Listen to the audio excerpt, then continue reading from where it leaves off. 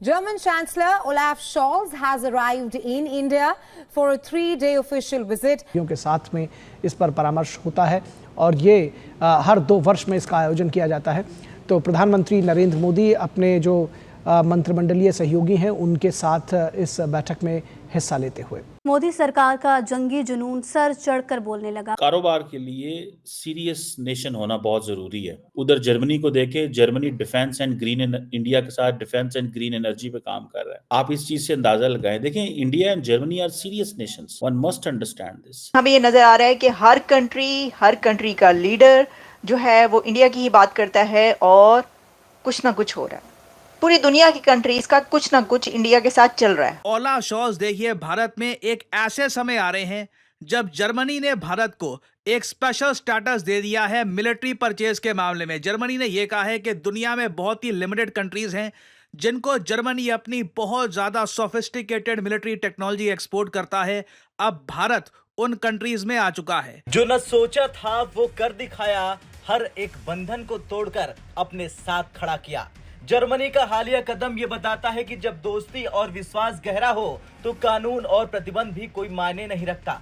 Germany जिसने सालों तक भारत पर कई प्रतिबंध लगाए रखे थे और उसे यूरोपियन हथियारों तक पहुंचने से रोका था, अब वही जर्मनी अपने रक्षा सहयोग में भारत को सबसे खास दर्जा देने जा रहा। इस घोषणा ने वैश्विक राजनीति में हलचल मचा दी है। और इंडिया क्या कहता है जर्मनी को? That we have a clarity when we talk about the bright future. हमें क्लैरिटी है, हमें पता है हमने क्या करने जा रहे हैं। ये उन्होंने ज्वाइंट जो प्रेस कॉन्फ्रेंस दोनों मुल्कों के लीडरशिप ने किया है उस पर बात हुई। जर्मनी कहता है इंडिया को हम पार्टनर समझते हैं। इंडिया के बारे में जर्मनी की हुकूमत ने ये कहा है, जर्मनी के चांसलर ने कहा है कि हमें इस चीज का पता है कि इंडिया ग्लोबल हब बनेगा फॉर ग्रीन हाइड्रोजन और हम उसका हिस्सा बनना चाहते हैं। मतलब जर्मनी को इंडिया की जरूरत पड़ गई है।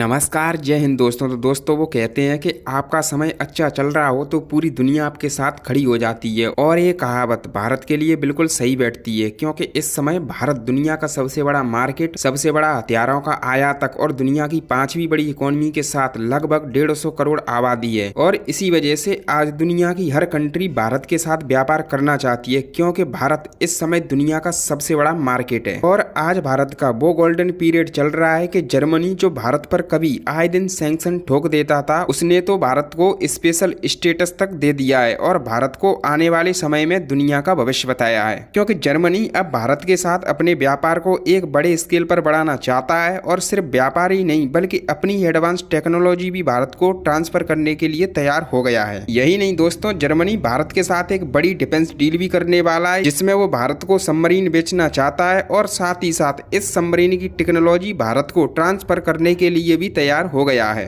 दोस्तों, इस सबमरीन डील को लेकर स्पेन और जर्मनी दोनों में कंपटीशन बना हुआ है और दोनों ही देश भारत को मनाने की कोशिश कर रहे हैं। जर्मनी को इंडिया की जरूरत पड़ गई है। इंडियंस को जर्मनी पहुंचना है, इंडियंस को जर्मनी पहुंचना है और जर्मनी कह रहा है कि ये ग्लोबल हब है ग्रीन हाइड्रोजन का, बिकॉज उनको पता है इतनी बड़ी कंज्यूमर मार्केट है, इतनी बड़ी इंडस्ट्री लग रही है, तो क्यों ना भाई बनेगा। सो वो कह रहे हैं, अच्छा, सम ऑफ द इंडियंस और द इंडियन गवर्नमेंट और the MEA they do believe that South Asia is no more in shape.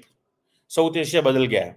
लेकिन आज जर्मनी के चांसलर ने कहा है कि India is an anchor of stability in south Asia. अगर स्टेबिलिटी को कोई खींच रहा है या स्टेबिलिटी को कोई ड्राइव कर रहा है तो वो नरेंद्र मोदी कर रहा है। ये चीजें पाकिस्तान कहता था हम एशिया का ये बनेंगे वो बनेंगे, असी तो फंस गए। आज आपको पता है चाइना ने ये ऑफर किया अफगान तालिबान को टैरिफ फ्री ट्रेड। अफगानियों के पास रिसोर्सेज हैं और सारी दहशतगर्दी पाकिस्तान में ट्रांसफर हो रही है। रोजाना पाकिस्तान में हमले होते हैं, अफगानिस्तान में तो बिजनेस एज यूजुअल है, वहां पे तो बड़े नॉर्मल हालात चल रहे हैं, आपको पता है। क्योंकि अफगान तालिबान ने दहशतगर्द जमातों को कहा है कि हम आपको वो फीड तो नहीं कर सकते ना इतनी बड़ी जमातों को, तो वो है भी मोटिवेटेड। वो कहते हैं हमारी जान छोड़ो, जाओ पाकिस्तान जाकर बैठ जाओ, बड़ा मुल्क है उसको डिस्टेबलाइज करो, तुम्हें बहुत कुछ मिलेगा।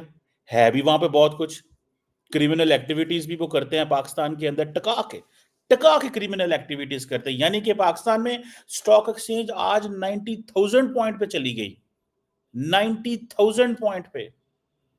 ठीक है, ये बहुत बड़ा माइलस्टोन समझा जा रहा था। एक बहुत बड़ी अचीवमेंट है। मुझे तो ऐसे लग रहा है कि ये पाकिस्तान की डेवलपमेंट ये होनी है जो मैं समझ रहा हूँ, धमाके भी होने हैं, पॉलिटिकल इंस्टेबिलिटी भी रहनी है और कारोबार भी चलना है, मुझे जो नजर आ रहा है, what I can understand as a layman, जो मैं अंडरस्टैंड कर रहा हूँ। धमाके भी होने हैं, कारोबार भी चलना है, सब कुछ चलना है, लेकिन साथ साथ चलना है। ये मतलब ये नहीं होना 100% स्टेबिलिटी पाकिस्तान में नहीं हो सकती, मुझे नजर नहीं आती। इट्स नॉट एन इंडिया, या और इंडिया के अंदर भी हर चैलेंजेस हैं, कश्मीर है, मणिपुर है, उनको अपने वो इंटरनल मसलों में रहते हैं। लेकिन when Germans come, when Americans come, when the British come, when the G20 कम, दुनिया जब आती है, रशियंस चाइनीज आते हैं, तो दिल्ली वो आते हैं, कारोबार करके चले जाते हैं। हर मुल्क के अंदर कोई ना कोई भी डेवलपिंग वर्ल्ड में मसला तो होता है, इंडिया के अंदर उनके वो मसले हैं। अब मुझे ये बताएं कि हम तो चलो इस चीज में मारे गए, ठीक है जी, हमें इस चीज में उन्होंने लगा दिया है, ठीक है, और खुद दुनिया जो है अब इंडिया से वो स्किल्ड लेबर लेने आए हैं, वो कह रहे हैं आप फ्रांस भेज रहे हैं, वो लेबर हमें दो। यार मुझे बताओ, when Europeans talk about the skilled labour, तो दैट मींस अ लॉट। आपको पता है यूरोपियन स्किल्ड लेबर की उनको बहुत बड़ा मसला है भाई, उनको बहुत मसला है जर्मन्स को। आगे उनकी जो फैमिलीज हैं, बच्चे जो यंग लोग हैं, वो शादियां नहीं कर रहे, बच्चे नहीं हो रहे, लेबर नहीं आ रही। Germany is all about industry. अच्छा, वो आज जर्मनी के चांसलर ने वहां पे कहा जी international rules based order is under pressure. अच्छा, मेरे I am sure Narendra Modi दिमाग में ये सोच रहे होंगे कि कौन सा rules based order. Narendra Modi सोच रहे होंगे कि फलस्तीन में अगर रूल्स बेस्ड ऑर्डर होता तो वहां पे UN general assembly, security council ये उन्हें देती। इंडिया बार बार कह चुका है कि जो इंसानी जो ज्यादतियां फलस्तीन में हो रही हैं, वो मतलब India is sending aid, by the way Pakistan and India both are sending aid to Palestine and Lebanon, ठीक है जी। सो द क्वेश्चन रिमेन्स, ठीक है जी। अब देखिए, आज इंडियन प्राइम मिनिस्टर, मेरा ख्याल है डॉक्टर जयशंकर ने बड़ा जबरदस्त एडवाइस किया नरेंद्र मोदी को, the moment you meet Putin talk about peace. बताओ हम क्या कर सकते हैं।